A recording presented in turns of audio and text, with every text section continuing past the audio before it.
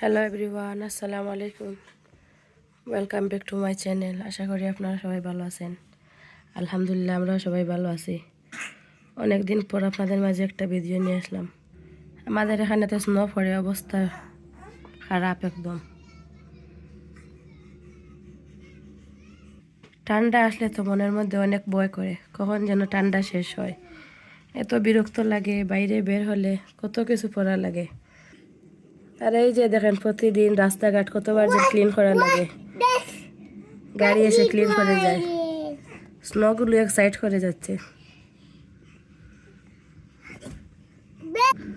সারা রাত তো এই গাড়িগুলো ক্লিন করে স্নো, ঘুমানো যায় না, এদের শব্দ করে।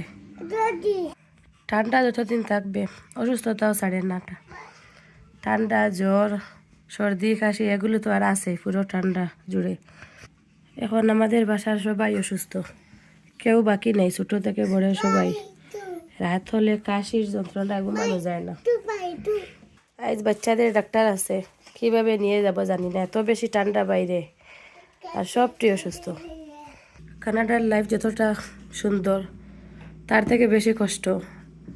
এই যে দেখেন জানালার অবস্থা, সবগুলো উইন্ডো স্নো ব্লক হয়ে গেছে। সকাল হলে দেখবেন আপনার দরজার সামনে ওই রকম। দরজা যে খুলবেন, খোলার পরে আগে স্নো ক্লিন করা লাগবে, তারপরে বাইরে যাওয়া লাগবে। বাইরে তাকালে সব দিকে সাদা আর সাদা। এত কিছুর পরেও সবাই সবার লাইফ নিয়ে ব্যস্ত, কেউ ঘরে বসে নাই। ঘরে বসলে তো আর হবে না, খাইতে হবে সবার।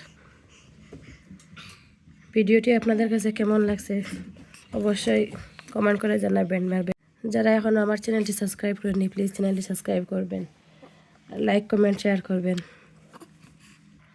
ভাবলাম আপনাদের সাথে ছোট্ট একটি ভিডিও শেয়ার করি, আপনারাও দেখবেন। এখন অনেক বাতাস দিচ্ছে, দেখতে দুয়ার মতো লাগতেছে চতুর্দিকে, স্নোগুলো দুয়ার মতো উড়ে।